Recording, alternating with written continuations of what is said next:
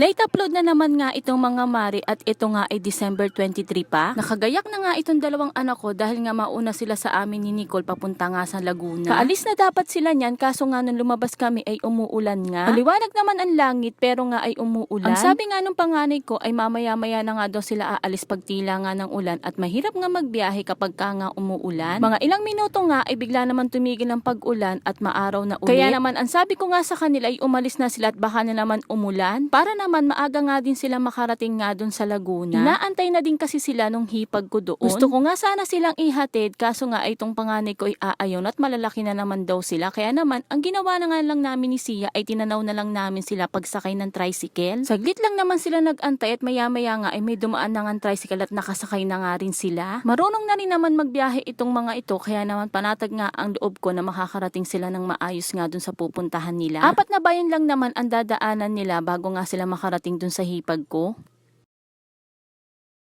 Fast forward na nga tayo mga mari at araw na nga ng Pasko ito, December 25. Alas 6 na nga ito ng umaga na nag-aabang kami ng tricycle dito nga sa may kanto namin. Wala man lang ang tricycle na dumadaan, siguro'y puyat ang mga driver. Siguro mga 20 minutes din kami nag-antay ng tricycle para nga makasakay kami papunta nga dun sa mismong main road. Pagkababa nga namin ng tricycle ay may dumaan naman agad na jeep na papuntang Tanay nga kaya naman nakasakay din kami kaagad at eto nga't nakasakay na kami ng jeep papunta naman ng Siniluan. Di ko na nga pinaliguan dyan si Sia at binihisan ko na nga agad-agad kaya naman eto nga't parang inaantok pa rin ang bata. Nakita ko naman ang haring araw at talagang papasikat na din siya. Ayaw nga kumain ni Sia dun nga sa amin kaya naman pagdating ko nga dito ay binili ko na lang siya ng itlog ng pugo. Gusto nga niya na siya na lang ang magbalat kaya naman pinabayaan ko na lang din. Mga ilang minuto pa nga inapuno na nga itong jeep at paalis na nga rin kami papunta nga dun sa pupuntahan namin. Hindi na nga ako nakapag-video pa dito mga mari bukod nga kasi nasiksikan nga dito ay kalong ko pa nga si Sia. Pero nga itong clip na ito ay bandang Tanay pa nga rin mga mari at ang ganda nga tingnan ng tanawin dito. Ang ganda nga tingnan nito nga mga palayan kaya naman feel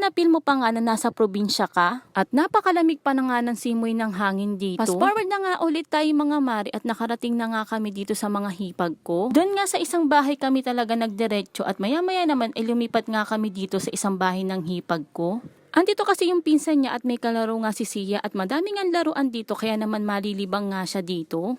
Eto na nga yung dalawa at talaga naman nag-e-enjoy nga sa paglalaro nila. Wala kasing kalaro nga dito si Sia sa amin kaya naman sabik na sabik nga siya na may makalaro. Maghapon nga dito si Sia at ayaw nga sumama sa akin doon sa kabilang bahay ng hipag ko dahil nga naglalaro nga sila nitong pinsan niya. Binibiro ko pa nga si Sia na kami ay uuwi na kaso nga ang sabi niya ay aayaw niya at naglalaro nga daw sila. Sobrang nag-e-enjoy nga sa paglalaro nga dito si Sia kasama nga eto nga pinsan niyang si Keisha. Madaming laruan dito na bago nga sa paningin nga ni Sia kaya naman nag-e-enjoy talaga siyang maglaro dito. O siya mga mare, hanggang dito na lang muna. Kung nagustuhan mo nga itong ang vlog ko ay paki-heart react naman po. At paki-share na rin. Maraming salamat. Bye!